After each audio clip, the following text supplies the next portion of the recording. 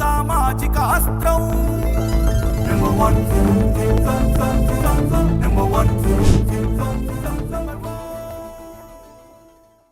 Welcome to number 1 news. నేను నందిని.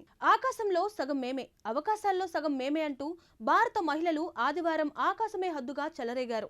5 దశాబ్దాల కాల నెరవేరిన వేళ మహిళల వన్డే ప్రపంచ కప్ ను సగర్వంగా ముద్దాడిన భారత్ ప్రపంచ కప్ లో విశ్వ విజేతలుగా నిలిచింది. ప్రత్యర్థి సౌత్ ఆఫ్రికా జట్టును ఓడించి సరిలేరు మాకెవరు అంటూ చాటి చెప్పింది. గతంలో 2 పర్యాయాలు ఫైనల్స్ కు వచ్చి ఓడిపోయి నిరాశపరిచిన భారత్ మహిళలు నేడు విజేతలుగా నిలిచారు. టోర్నీ నాకౌట్ ముందు వరకు పెద్దగా ప్రతిభ చూపని భారత్ మహిళా క్రికెటర్లు అసలు సిసలైన వన్డే ఫైనల్ మ్యాచ్ల్లో మాత్రం శివంగుల్లా విజృంభించారు.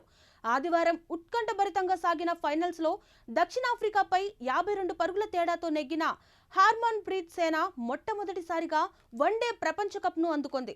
ఓపెనర్ షఫాలి వర్మ 87 పరుగులు చేయడమే కాదు 2 వికెట్లు కూడా తీసి సత్తా చాటింది.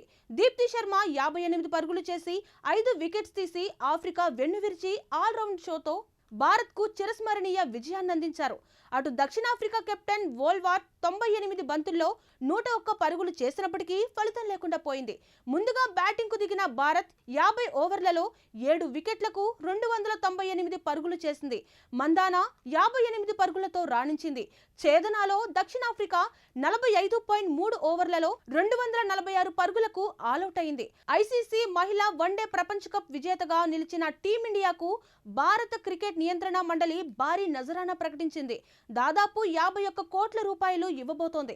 ఇంతటి మొత్తాన్ని పురుషుల జట్లకు కూడా ఇప్పటి వరకు బీసీసీఐ ఇవ్వలేదు.